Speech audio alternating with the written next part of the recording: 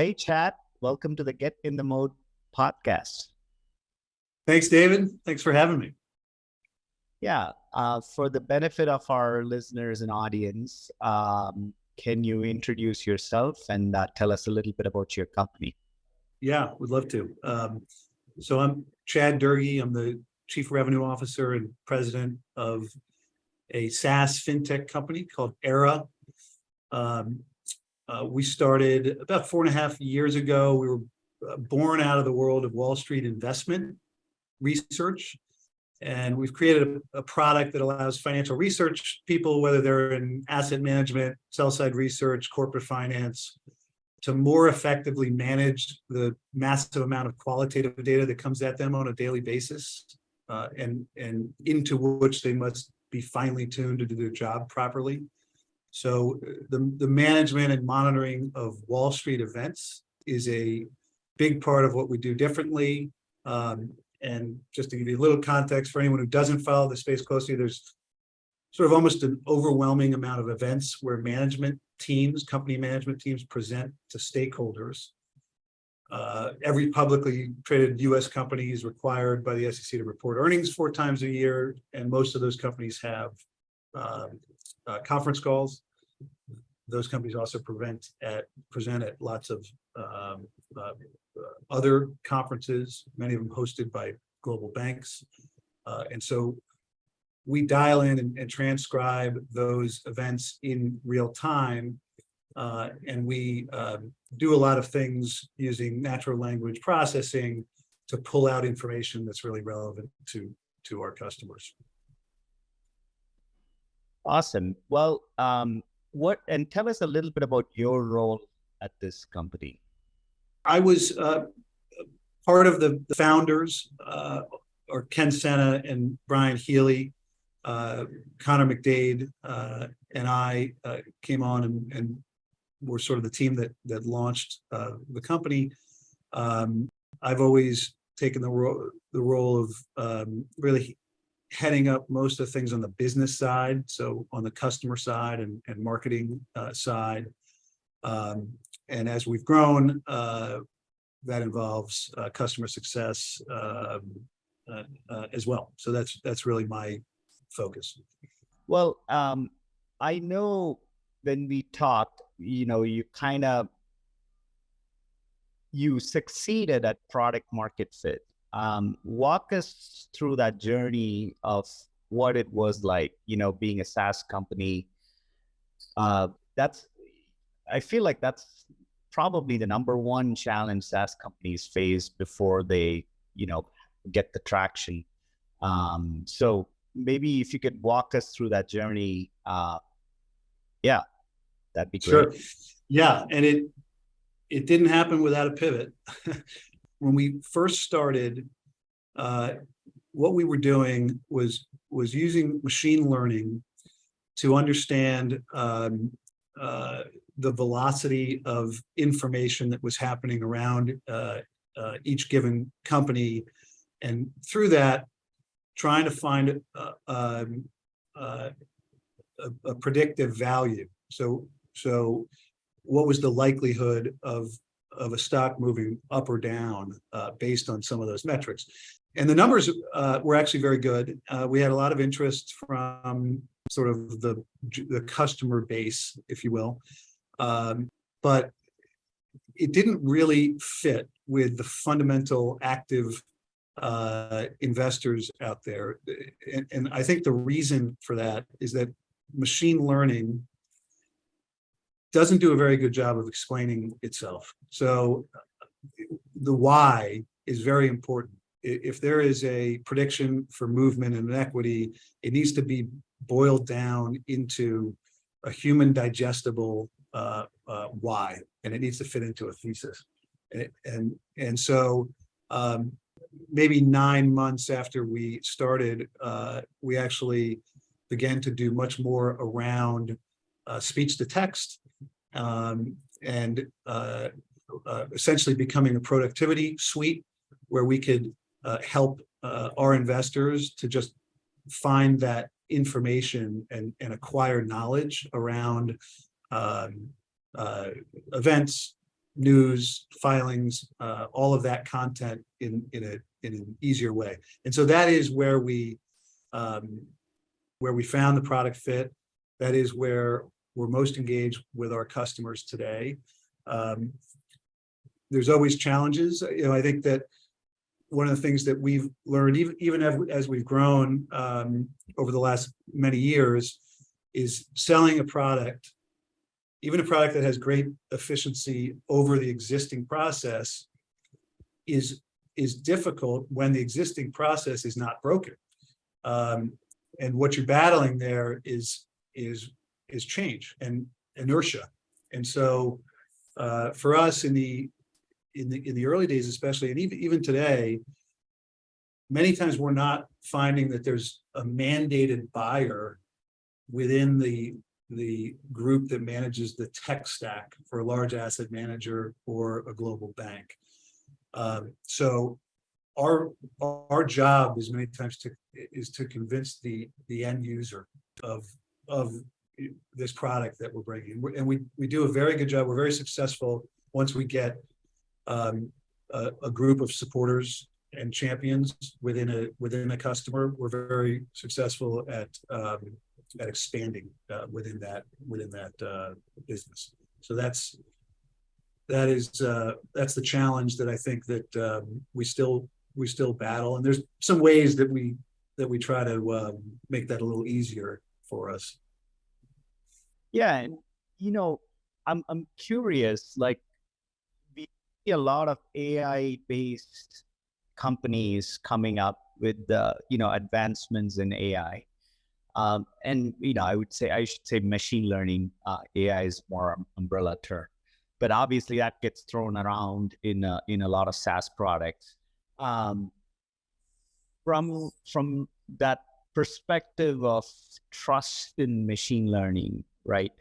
I think that's, like, in your case particularly, are these signals that the machine learning algorithms and models are prompting in terms of prediction, how accurate is that, right? The trust in that, the accuracy of the sentiment analysis that you're performing.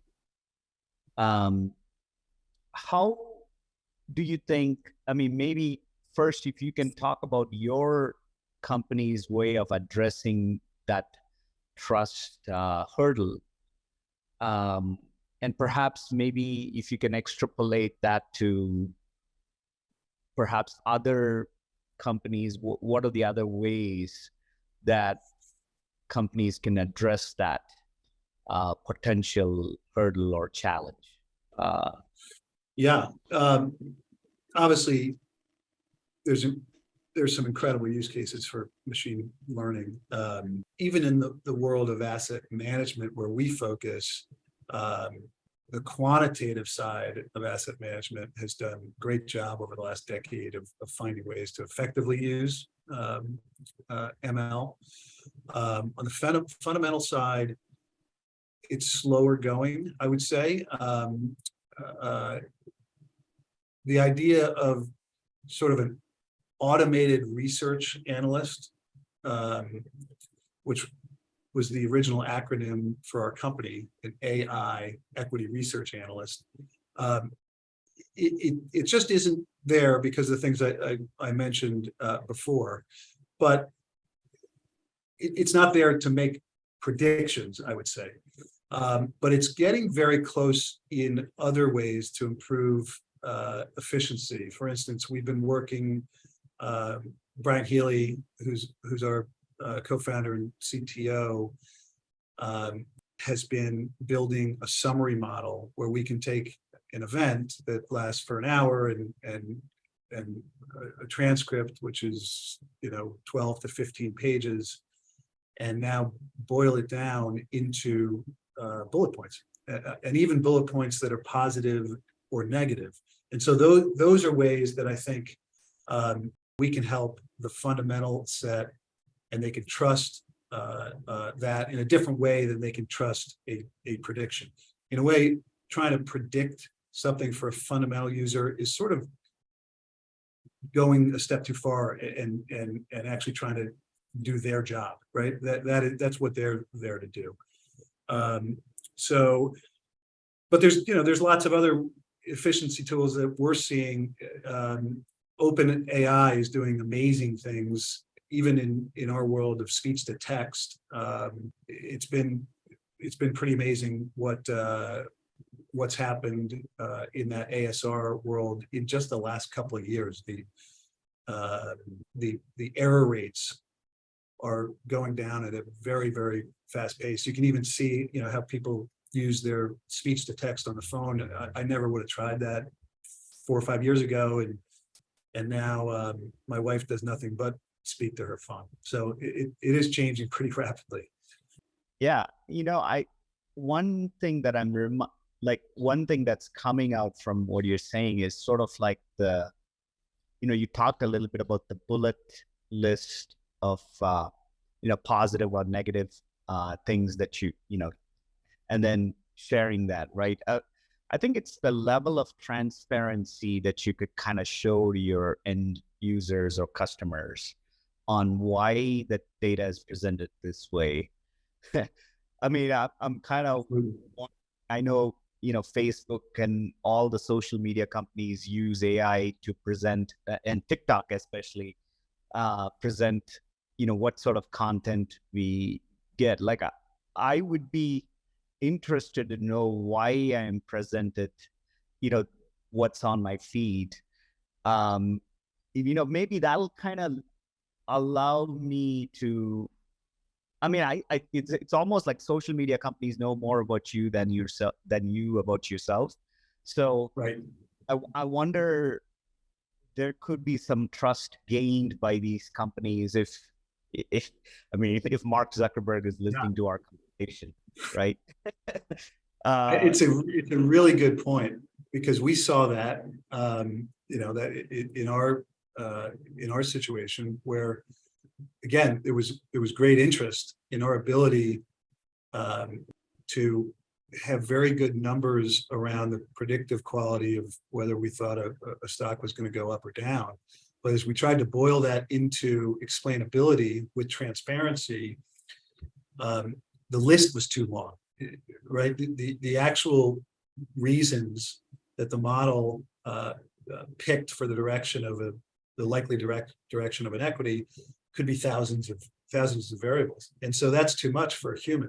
I think that if machine learning, if products did a better job of explaining themselves and to the end user, or the end user could then agree or disagree with some of those underpinnings, you're right. I think that the trust would get much better. Yeah, I mean, I think that's good learning from your experience with ML. So yeah, thank you for that. I want to change gears, and you've got a 4-founder company and you're VC backed. What, number one, like, how did you guys get together? And then perhaps talk about like 4 executive founders, in leadership roles. How do you guys manage boundaries? How do you guys figure out who's accountable for what? Talk to us about that experience. So there's a lot to do, and so no one's stepping on anyone's toes. I'll try to be brief. The original story. So Ken Sena and Brian Healy, who are the founders of Aiera, they met. So Ken, myself, and Connor McDade, who's our CFO and COO, all worked together at Evercore. Brian Healy is a very senior and experienced engineer. Worked one of the original team leaders for Amazon Alexa before joining us. And so Ken Sena was a research analyst at Evercore, and his space was the internet space. And so Brian became someone that Ken met and was kind enough to lend his time to speak with Ken's customers, portfolio managers, analysts, people like that. Those meetings were so popular. Brian had so much information about the way these big tech companies were using machine learning and AI that he had dozens of meetings over the course of 2016 and 17. And in most of those meetings, portfolio managers and analysts were saying, Brian, with all your background, it would be amazing if you could build something that could help us with all of this data, all this content that we have to deal with sort of the old-fashioned way. And so that, after that came up a couple dozen times, Ken and Brian actually said, all right, well, why don't we do this? And so that was sort of the genesis of the firm as we actually launched, and Connor and I joined. Connor is very skilled analyst and took on the role of CFO with ease. And he's actually expanded that, where he handles a lot of our data relationships and sort of more typical COO type responsibilities. Ken, who's our CEO and runs all business in the company, spends a lot of time, as you must, at a startup, with funding and investors and the board and everything sort of in that world. And Brian runs a really skilled and talented engineering team. He's always had the philosophy where you hire other senior people who are good leaders, and they don't need a lot of oversight. And so I think he's done a really good job with that, and he sort of runs that piece. And again, I spend most of my day on the commercial, business side. And so that really is how our 4 roles break down. One thing I wanted to touch upon is, since, we've talked about SaaS companies in general, kind of the alignment of SaaS companies' success with the end customers or end users' success. Obviously, I almost feel like sometimes they could be counterintuitive, or could be, and maybe there might be some conflicts there, but like I know SaaS companies that are especially VC backed, customer CAC, customer acquisition cost, churn, all of those metrics are very, very important. And I'm curious to hear that there's probably not like a whole lot of, I'm sure this is a challenge for SaaS companies in general. How much of that success can be aligned with the end user success? Like, a lot of SaaS products don't directly, maybe at the time of demo, maybe at the time of initial setting up of accounts, they work with customers. There's not like a customization phase for a SaaS product. Maybe I'll pause here to kind of talk about your sort of thoughts on this, right? And it's, and that's your personal thoughts, and it may not be related to your product, but I'm curious to hear how you would approach it. Clearly, there is a relationship between the success of a company and the problem that they're solving, right? And how successfully they're solving that problem. But is it a perfect and direct relationship? Probably not, because there's other things that play into it, particularly around the funding. What is the funding environment at any given time? For us, I would say that we are very lucky to enjoy extremely low churn. And as I mentioned earlier, one of the areas of great success for us is the ability to expand within existing accounts once we have them, right? So I would argue that our end user experience is very good, and we get very high engagement from our existing customer base. We'd like to grow faster. Selling B2B software into our customer set is not the easiest thing in the world. We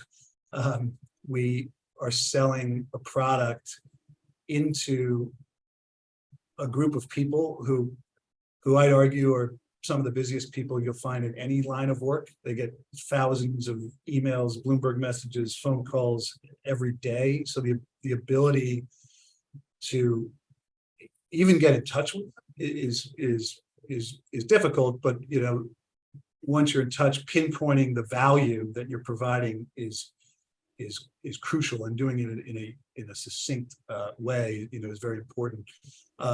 We are a small company with limited resources, and so we've always had a pretty small go-to-market group, and I think that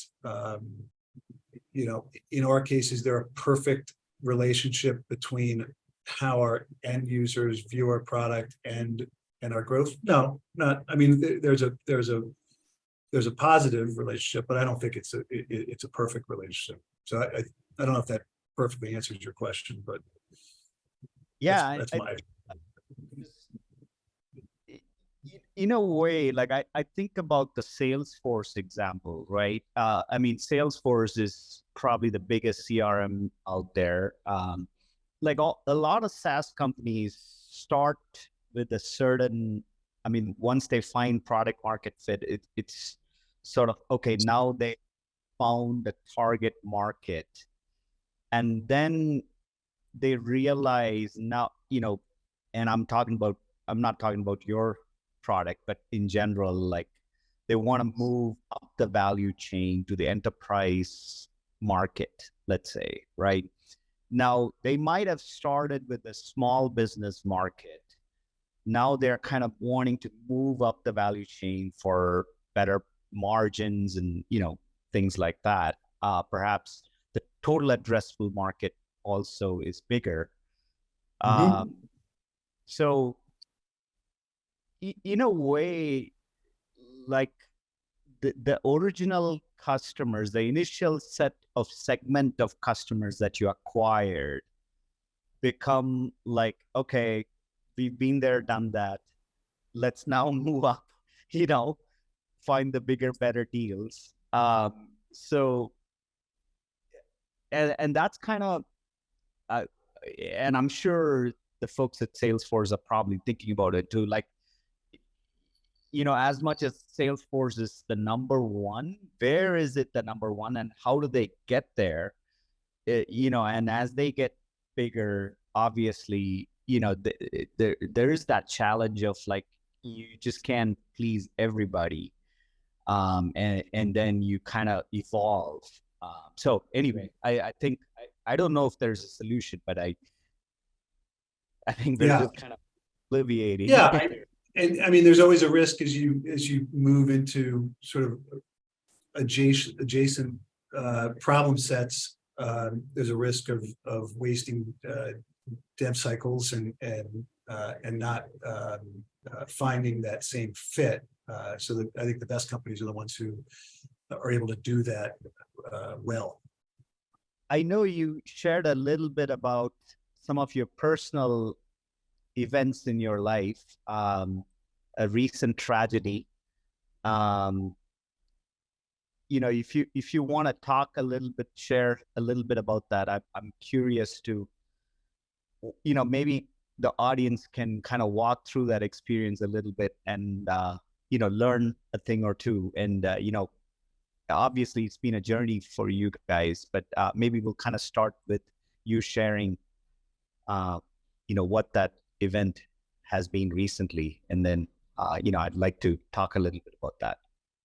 Sure. Yeah, I'm happy to. So just about a month ago, we lost our daughter, our 16-year-old daughter, Penny, Doerge. She had a rare condition called neurofibromatosis, or NF1, which affects people in lots of different ways. Some people actually don't even know that they have NF1 for much of their life. Other people have much more serious symptoms as a result of it. Penny battled a few things. When she was a little girl, she had something called pseudarthrosis in her right leg, which is essentially where the bone, the long bone of her tibia, was bowed and thought there should be a joint in the middle of the tibia. So we were lucky. We had these incredible doctors at Hospital for Special Surgery in New York who were able to help her with that. After lots of different procedures, she was in all sorts of body casts, and she wore a brace for most of her life, but it really didn't slow her down. And that's really one of the very important lessons. I think when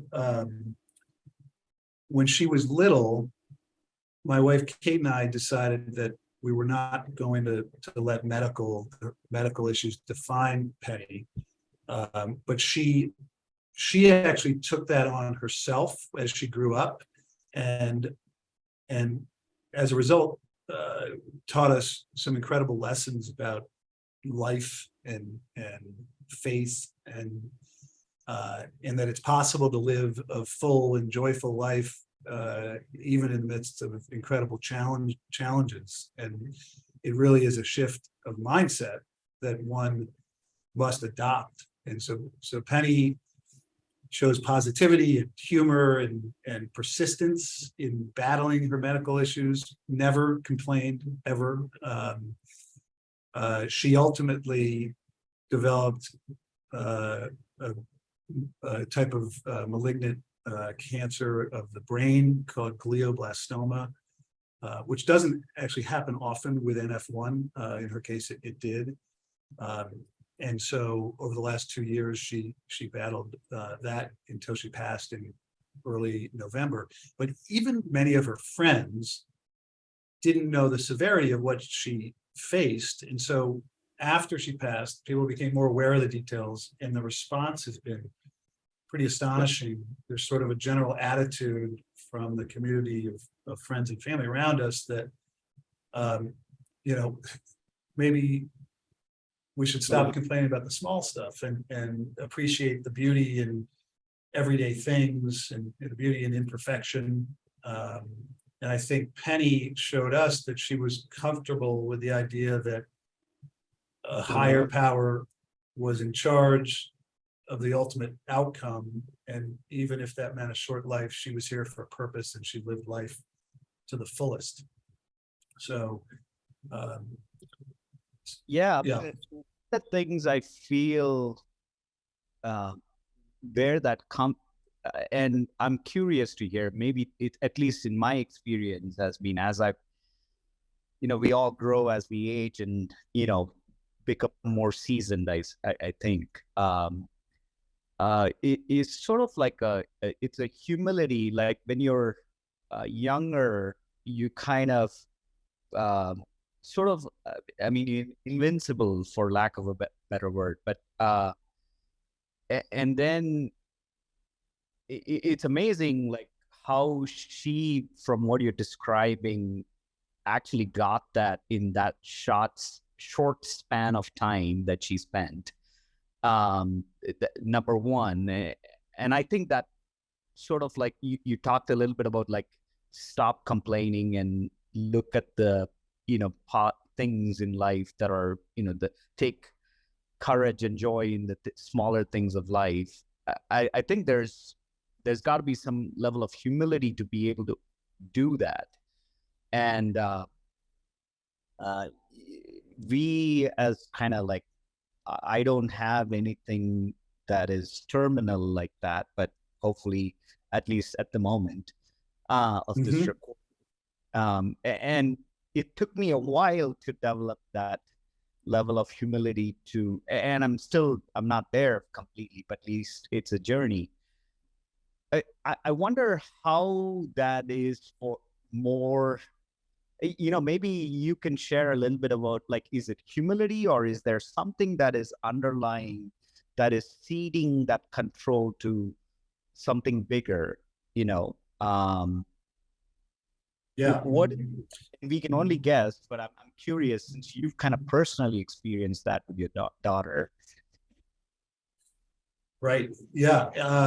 I'm trying to think if I would describe that as humility or sort of peace and comfort with inevitable outcomes. I think that there's a lesson here even in business, right? Anyone in business wants to do everything they can to positively affect their outcome. And we wanted the same, Penny, and we did. We saw the best doctors in the world who helped her greatly with her leg issue, and even with glioblastoma, which really is a terminal aggressive cancer. The doctors at MSK did a great job. Ultimately, we don't control everything, and I think that is true in business also. So understanding that and being okay with it is not a bad thing, right? When things don't go as planned, I think everyone has a choice to make. You can get very negative and dejected, or you can pick the other path and turn those lessons into a positive. And so no one is perfect at this, right? I think it takes a lot of lessons to try to figure this out. And so as we look back at Penny's life, I think that's one of the things that really resonates with us, is how well she did this and it's not something really that's learned. So my wife and my two sons and I started a charity foundation in Penny's name. We actually launched this week, called Penny's Flight. And the mission is to make much needed advances in NF research and awareness. But there's also sort of a dual mission and message, I would say, to help inspire others to find beauty in imperfection, positivity in the face of challenge, faith over fear, if you will. I like that, faith over fear. I think fear is a key component to our instinct or reaction to control, like when something's not going our way. Tell us a little bit about, I know you talked about the foundation, how your wife is going on an upcoming show. I won't give the details away, but my wife's background is in PR, and she for 20 years worked in the fashion world and did PR, and then she's moved more to the corporate world and on the consumer side, doing lots of PR. And so she's done a good job in a short amount of time getting this message out there, and I think it does resonate with people. And so you can find out more about, I hate to plug this, but pennysflight.org. You can find out more about this, but there's many events, and there is going to be some articles that are coming out soon. And then I think Kate is going to be on an upcoming show. And so, yeah, that's really the message. And we are spending a lot of time, as I mentioned, the money raised, the primary use of dollars is for neurofibromatosis research, and it's a disease that affects many people. It's actually the largest genetic disease in the world, but one out of just about 2,500 births worldwide have someone who's born with NF, and there's no cure. There have been great steps to understand the condition better over the last decade, I would say. And there's an improving amount of dollars that are going to this, especially from the Department of Defense, and some larger organizations like Children's Tumor Foundation, which does a great job with helping families and funding a lot of these projects. And then there's some other sort of more cutting edge organizations like the Gilbert Family Foundation. Dan Gilbert, who founded Quicken Loans, has done a lot of great work to raise money for things like gene therapy. And so that's a little more cutting edge, but I think we will find a cure. And we're getting closer every day. What is your learning as a father from this experience? Perhaps, I mean, it may not be learning, but I'm curious, a truth that you found, or, perhaps something of significance. Well, as you can imagine, we have spent a lot of time over the last month, looking at pictures and and videos, and you can never take enough videos. By the way, that's something that is always true. And now it's easier than ever to get the iPhone out and video everything. But it's amazing how fast things go. This is a cliche and everyone says it all the time, but every stage of life, especially as we have kids, goes so quickly. And so soaking up, those moments and being present in those moments is something that we learned. And, I think that once we learned that Penny had glioblastoma, which was just about 2 years ago, we really didn't talk much about the inevitable way that this ends for nearly everyone that has that disease. But we did, I think, spend more time being more mindful of each day that we had with each other and with Penny, and really, spending that time with her and sort of, soaking up her love, and showing her ours. So it's something that is said all the time, but I would just reiterate, live in the moment as much as you can, especially when you're with family and friends. It is the most important thing. Yeah. I don't know if resource is the right word, but anything that you found, friends, family members, I'm more interested in just you as a father, like just kind of from your experience, that I found this very helpful. And what would that be for a father's role in all of this? Hopefully very few or none of your listeners ever have to go through something like this, losing a child. But it can be applied in other ways. I would say that one of the things that was helpful for us, maybe back to your, sharing and transparency theme that we were talking about earlier, bringing people into, as Penny was declining, right?